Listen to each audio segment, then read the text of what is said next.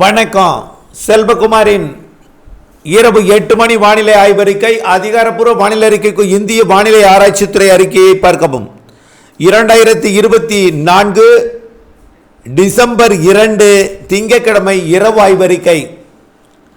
வானிலை அமைப்பு: இன்று ஊத்தங்கரைக்கு 50 சென்டிமீட்டர் வரை மழைப்பிடிப்பை கொடுத்து கிருஷ்ணகிரி, தருமபுரி, சேலம், கள்ளக்குறிச்சி, விழுப்புரம் மாவட்டங்களுக்கு நிறைய மழைப்பிடிப்பை கொடுத்துவிட்டு தற்பொழுது அந்த நிகழ்வு கிருஷ்ணகிரி, தருமபுரி மாவட்டத்தை விட்டு கர்நாடக பகுதிக்குள் நுழைந்திருக்கிறது.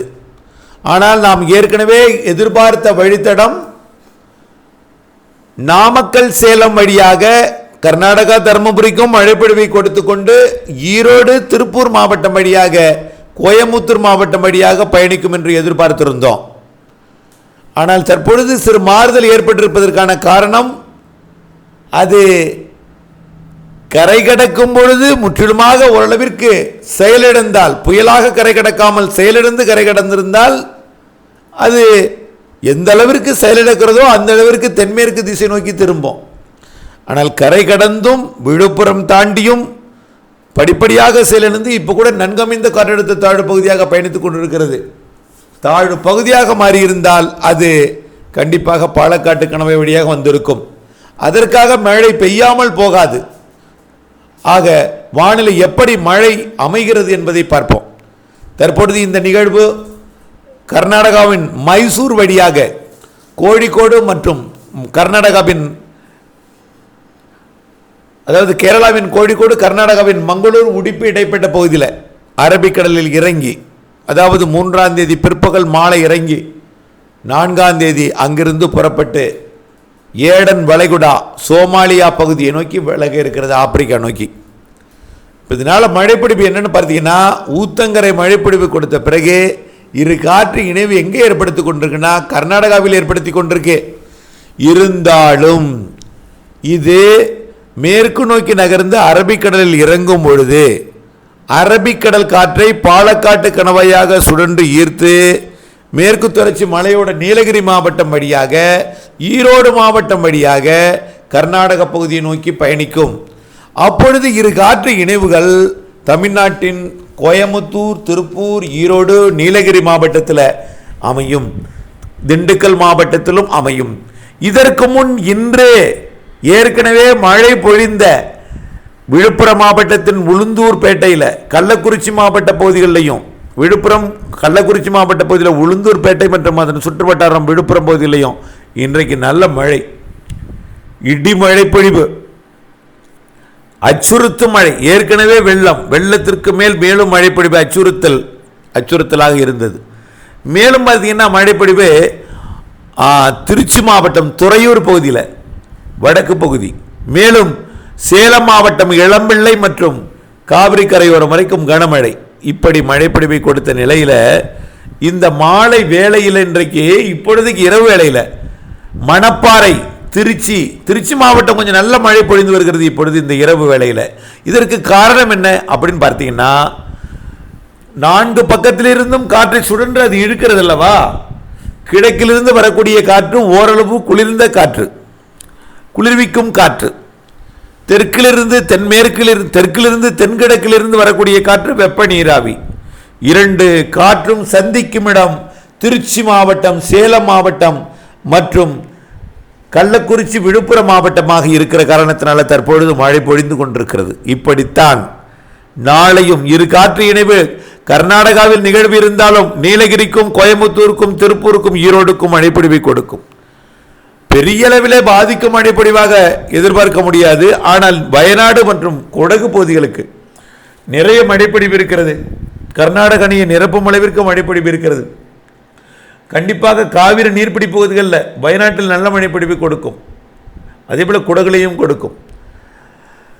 கோயம்புத்தூர் மாவட்டம், பொள்ளாச்சி மற்றும் உடுமலைப்பேட்டை பகுதி உட்பட பல பகுதிகளில், திண்டுக்கல் மாவட்ட பகுதிகளிலையும் கரூர் மாவட்ட பகுதிகளிலையும் இன்று இரவு, நாளை அதிகாலை நல்ல மழைப்பொழிவு கொடுக்கும். இப்பொழுது கூட திருச்சி மழை கூட அது அப்படியே திண்டுக்கல், கரூர் மாவட்டத்திற்கு வரும், மணப்பாறை மழை. அதே போல் நாமக்கல் மாவட்டத்துக்கு இரவு மழை இருக்கு. இப்படி நாளை ஒரு நாள் நல்ல மழைப்பொழிவை கொடுத்து விட்டுத்தான் போகும்.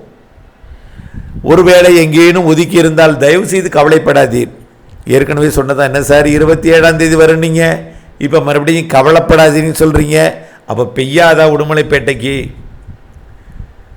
பெய்யும்.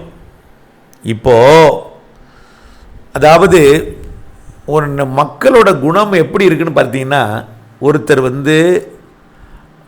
கொத்தமல்லி சாகுபடி பண்ணியிருக்காருன்னா அவருக்கு நான் மழை பெய்யுன்னு சொன்னேன்னு வச்சிங்களேன், செல்வகுமார் கெட்டவர்.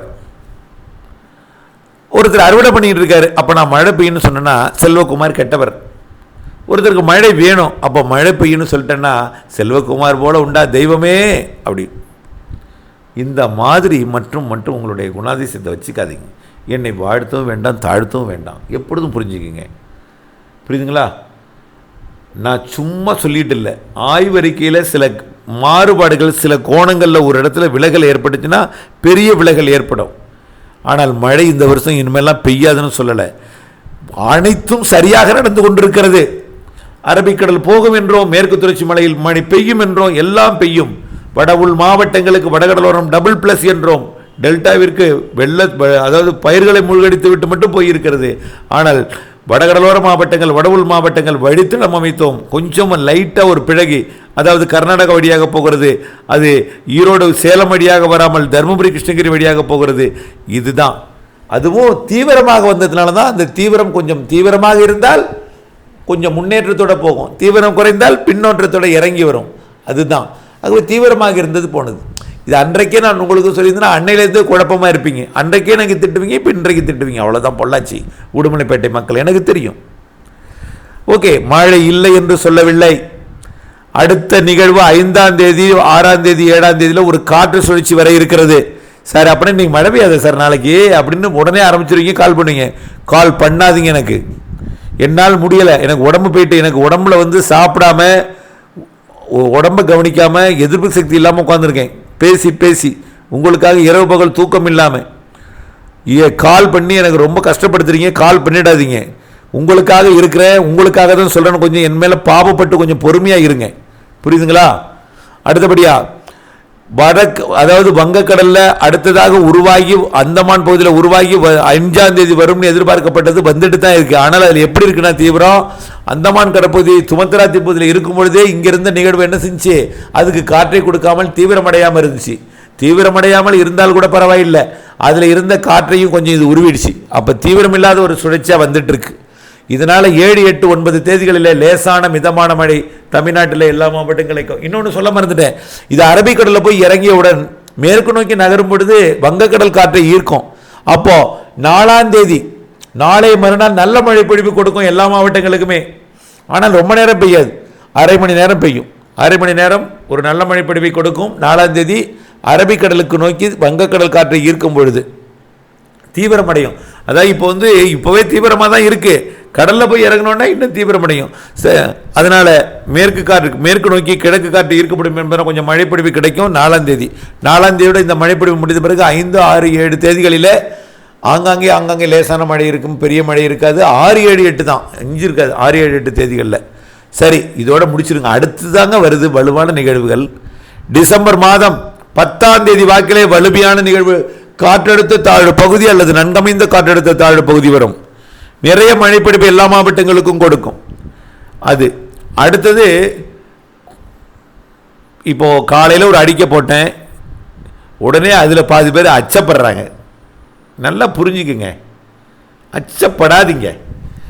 மழை கேட்குறாங்க, நான் என்னது சொல்கிறது, உள்ளதான் சொல்ல வேண்டியிருக்கு. மழை பெய்யும்னு சொன்னால் அச்சப்படுறீங்க. உடனே ஏன் விழுப்புரம் மாதிரி வந்துடுமோ, கடலூர் மாதிரி வந்துடுமோன்னு, போன வருஷம் திருநெல்வேலியில் தூத்துக்குடியில் வந்தது மாதிரி வந்துடுமோன்னு அடுத்து அச்சப்படுறீங்க. மழை பெய்கிறவங்களுக்கு நான் எப்படி சொல்கிறது? மழை பெய்யும், நிறைய நிகழ்வு இருக்குதுன்னு சொல்லியிருக்கேன். இப்போ வருது காற்று சுழற்சி 9ஆம் தேதிக்குள்ளே, 10ஆம் தேதியிலிருந்து 13ஆம் தேதி ஒரு காற்றழுத்த தாழ்வு பகுதி கண்டிப்பாக நிறைய மழைப்பொழிவை தரும். எல்லா மாவட்டங்களுக்கும் தரும், டெல்டா மாவட்டங்களுக்கும் தரும், பொள்ளாச்சி உள்ளிட்ட மேற்கு பகுதிக்கும் தரும், தென் மாவட்டங்களுக்கும் தரும், வட மாவட்டங்களுக்கும் தரும். வட மாவட்டம் கூட இப்போ வேண்டான்னு சொன்னால் கூட லேசான மழை பொழிவாது. இப்போ எப்படி மழை வெள்ளத்து மேலேயே வெள்ளம் பெய்து விழுந்துருப்பேட்டே இல்லை, மழை இப்படி மழை இருக்கத்தான் செய்யும். சரி, ஓகே. அடுத்தது டிசம்பர் 13ஆம் தேதி அந்தமான் வரக்கூடிய ஒரு காற்றழுத்த தாழ்வு நிலை பகுதியாகி மண்டலமாகி புயலாகி அது கண்டிப்பாக மழை தரும் வலுவான நிகழ்வாக மழை தரும் வலுவான நிகழ்வாக தென் மாவட்டங்களுக்கும் டெல்டா மாவட்டங்களுக்கும் மேற்கு தொடர்ச்சி மலை மாவட்டங்களுக்கும் பாலக்காட்டு கணவாய் பகுதிகளுக்கும் இன்று வரைக்கும் மழை பொழிவு சரியாக இல்லை என்று ஏக்கத்தில் இருக்கக்கூடிய பகுதிகளுக்கும் கண்டிப்பாக பொழியும். 16 22 தேதிக்குள்ள அந்த நிகழ்வு இருக்கும். கண்டிப்பாக பல நாட்கள் நிறைய மழைப்பொழிவை கொடுக்கும். அது அடுத்தது கிறிஸ்மஸுக்கு ஒரு நாள் இடைவெளி கொடுத்து விட்டு ஓரிரு நாள் இடைவெளி கொடுத்து விட்டு அடுத்ததாக வருகிறது கிறிஸ்மஸுக்கு பிறகு ஜனவரி 1க்குள் டிசம்பர் 31க்குள் அதுவும் ஒரு வலுவான நிகழ்வு. அது தென் மாவட்டங்களுக்கானது. ஏன் இனிமேல் அது இப்போ உடனடியாக அது கடலூர் பகுதிக்கு போகாதுன்னா அங்கே தண்ணி வெள்ளம் வடிந்து கொண்டிருக்கிறது. கடலில் அந்த வெப்ப நீரோட்டத்தையே குறைத்து கொண்டிருக்கு. வெப்ப நீரோட்டத்தோட வெப்பமே குறைந்து கொண்டிருக்கிறது. அந்த அளவுக்கு வெள்ளம் கடலுக்குள் போகிறது ஜில் வாட்டரா. ஆகவே அந்த இடத்துக்கு போகாது. அதற்கு தெற்க தான் அமையும் அடுத்து வரக்கூடிய நிகழ்வுகள் என்பதையும் மீண்டும் வெப்ப நீரோட்டத்தால் மீண்டும் வெப்பநிலை அங்கே உயரும். இருந்தாலும் அடுத்த நிகழ்வு இலங்கையை ஒட்டி வரும். அதில் மாற்றமில்லை. வலுமையான நிகழ்வு இந்த 16 17 18 19 20ஆம் தேதி வரக்கூடிய நிகழ்வு இலங்கையை ஒட்டி வரும் என்பதில் மாற்றமில்லை. மாத இறுதி நிகழ்வு தென் மாவட்டங்களுக்கு எங்கே இருந்தாலும் அனைத்து மாவட்டங்களுக்கும் மழைப்பொழிவை கொடுக்கும். எங்கே இருந்தாலும் அனைத்து மாவட்டங்களுக்கும் மழைப்பொழிவை கொடுக்கும். தயவு செய்து பொறுமை காத்திருக்க உங்களுடைய இருகரம் குப்பி அன்போடு கேட்டுக்கொள்கிறேன். இரவு மழை பொழியும். நாளையும் மழை பொழியும். மேற்கு தொடர்ச்சி மலை மாவட்டங்கள் நீலகிரி, கோயம்புத்தூர், திருப்பூர், கிழக்கு தொடர்ச்சி மலை மாவட்டம், ஈரோடு மற்றும் கரூர் மாவட்டம், சேலம் மாவட்டத்திற்கும் பல்வேறு திருச்சி மாவட்டத்தில் பொழியும் மழை நள்ளிரவுக்கு பிறகு கொடுக்கும். பொறுமை காத்திடுங்கள் தயவு செய்து. நன்றி. இணைந்தே இருங்கள்.